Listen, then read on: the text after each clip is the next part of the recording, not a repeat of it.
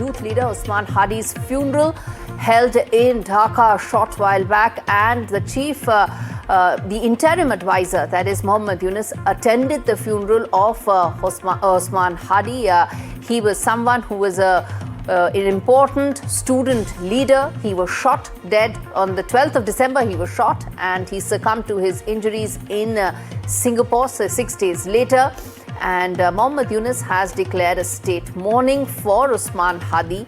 And remember, he had actually made some very significant anti-India threats, saying that, and spoken about India's northeast region, the chicken's neck.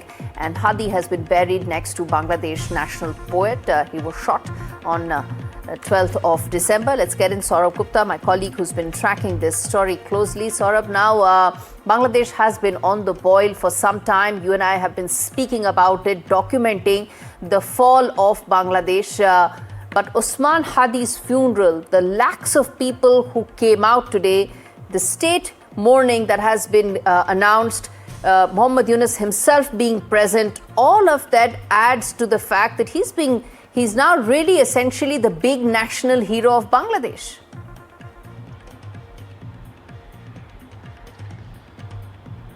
Well, you know, Osman Hadi, Sharif Osman Hadi, was not someone who was such a big figure in Bangladeshi politics. Of course, before his unfortunate death, catapulted him into a league that he perhaps wasn't in before, earlier when he was campaigning, or had made his intentions clear that he perhaps would want to contest. But in all of this, what's also clear is that Bangladesh is sinking into an abyss of radicalism. And while there is some support for Sharif Osman Hadi, it's also being used very carefully and cleverly by certain groups to target minorities. Sharif Osman Hadi himself also is a radical leader known for his anti-India positions. But what has happened after his shooting and after he died in Singapore is something that the world has seen. It's descended into chaos and mayhem. Newspaper offices have been set on fire. Chayanot, a cultural center that promotes Bengali culture, Bengali music, Bengali art, has been razed to the ground. There have been people with ISIS flags, according to former Sheikh Hasina government members.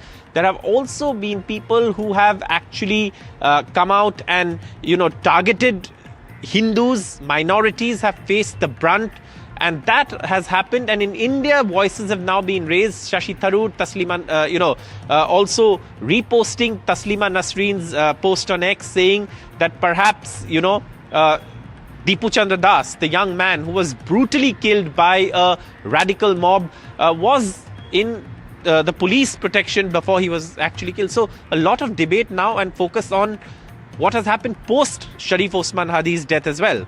Indeed.